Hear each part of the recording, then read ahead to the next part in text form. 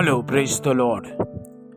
இந்த நாளுக்கான வேத வசனம் சங்கீதம் 27:13. நானோ ஜீவனுள்ளோர் தேசத்திலே கர்த்தருடைய நன்மையை காண்பேன் என்று விசுவாசியாதிருந்தால் கெட்டு போயிருப்பேன்.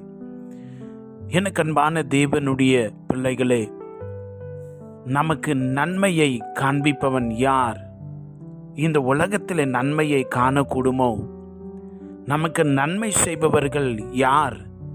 நன்மை நடக்குமோ, எனக்கு நல்லது நடக்காதோ என்று சொல்லுகிற பல கேள்விகளோடு இந்த உலகத்தில் நாம் வாழ்ந்து கொண்டிருக்கிறோம்.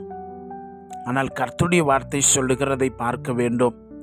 இன்றைக்கு நம்முடைய மனதிற்கு தோன்றுவதெல்லாம், இந்த உலகத்தில் ஒரு தீமை நடந்தால் அதே போல எனக்கு நடந்து விடுமோ, ஒரு இழப்பு ஏற்பட்டால் அதுபோல எனக்கும் நடக்குமோ என்று சொல்லி பல விதங்களிலே நாம் யோசித்து கொண்டே இருக்கிறோம்.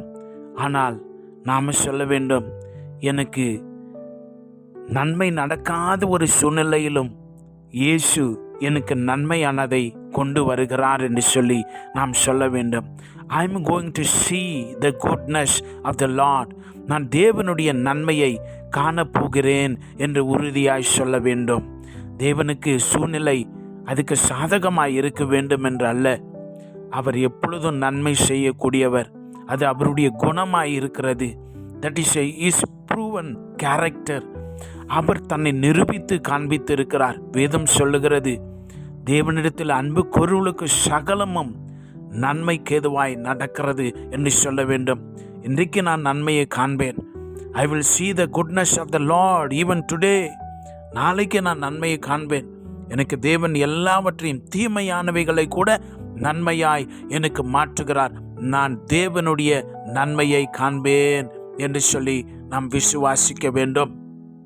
எவ்வளோ இக்கட்டான சூழ்நிலையிலும் தேவன் எல்லா இக்கட்டுகளிலிருந்தும் என்னை விடுவிப்பார் என்று சொல்லி நன்மையை காணப்போகிறேன் என்று சொல்லி வாஞ்சியுங்கள், விசுவாசியுங்கள். மனதிலே அபிதமான ஒரு எண்ணங்கள் உருவாகட்டும்.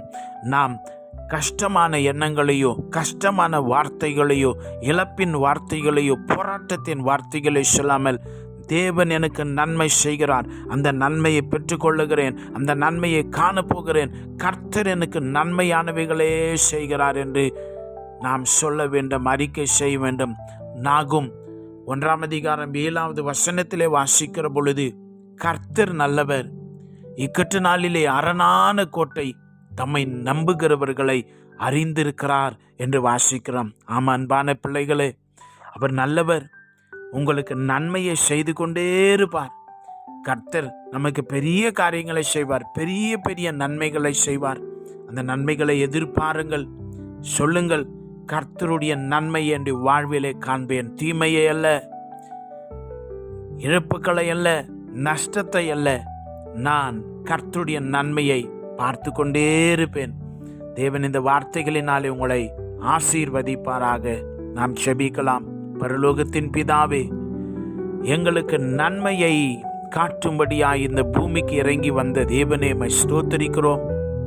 உம்முடைய பிள்ளைகளுடைய வாழ்விலும் என்ன சந்தர்ப்ப சூழ்நிலையிலும், எந்த பொல்லாத வழிகளிலும் இவர்கள் கடந்து போனாலும், கர்த்தருடைய நன்மையை காணும்படியாய் நீர் இவர்களை தெரிந்து கொண்டிருக்கிறபடினாலே ஸ்தோத்திரம்.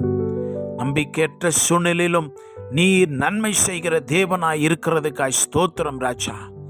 உம்முடைய நன்மையை உம்முடைய பிள்ளைகள் அனுதினமும் காணப்போகிறதுக்காய் ஸ்தோத்திரம். நீர் நல்லவர் என்பதையும், நீர் எங்களுக்கு அரணான கோட்டை என்பதையும் ஒவ்வொருடைய வாழ்விலும் நிரூபிக்க போகிறதுக்காய் நன்றி ராஜா. உம்முடைய பிள்ளைகள் உம்முடைய நன்மையினால் இந்த நாளில் நிரப்பி நீர் ஆசீர்வதித்து வழி நடத்தும். இயேசு கிறிஸ்துவின் நாமத்தில் ஜெபிக்கிறோம் பிதாவே. ஆமென். God bless you.